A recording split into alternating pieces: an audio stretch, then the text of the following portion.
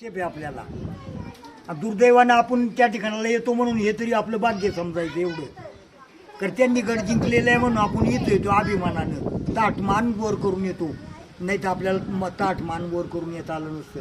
लक्षात ठेवा, तानाजी मालुसरेंनी गड जिंकला गेला. त्यांच्या मुलाचं लग्न पाठीमागे सारलं ठेवलं आणि मग तानाजीनं बोट दाखवून महाराजांनी वेळा उचलला गेला. तानाजी मालुसरेंनी शपथ घेतली गेली महाराजांच्या समोर. महाराज तानाजी मालुसरे म्हणाले, राजे आधी माझ्या कोंढाण्याचं लग्न आणि मग माझ्या रायबाचं लग्न. स्वराज्यातले लाख मेले तरी चालतील, पण लाखाचा पोशिंदा जगला पाहिजे.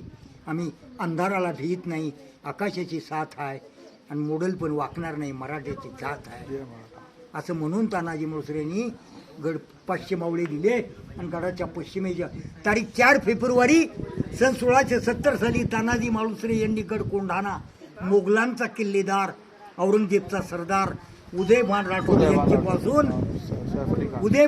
यांच्यापासून गडाच्या पश्चिमेच्या बाजूनं द्रोणागिरीचा कडा चढून छापा घालून आणि उदयवनात ठार मारून तानाजी मालुसरेंनी प्राणार्पण गेले.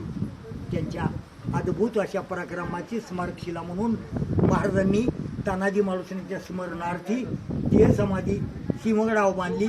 उदयभानूची समाधीलाही सन्मान दिला, मान दिला आणि उदयभानूची समाधी बांधली. आणि तानाजी मालुसरेंचं प्रेम घेऊन राजगडाला गेले.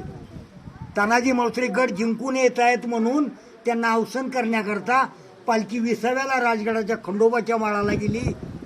मला सांगा, त्या पालखीमध्ये तानाजी मालुसरे जिवंत होते? विचार करा. आणि इथे गेल्यावर महाराजांनी इथे या गडाचं नामकरण केलं गेलं.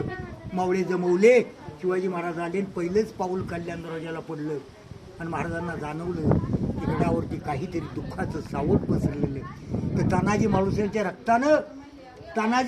रक्तानं सिंहगड न्हाला. स्वराज्यातल्या 17 हत्तीमधला, सह्याद्रीच्या हृदयातला स्वराज्यातल्या 17 हत्तीमधला एक सिंह गेला. महाराज सिंहासारखा ताना लढला म्हणून माझा सिंह स्वराज्याला सोडून गेला. आणि महाराज म्हणाले, माझा एक गड गेला आणि एक गड आला. म्हणून महाराज म्हणाले, माझा गड आला पण सिंह गेला. गड आला पण सिंह गेला.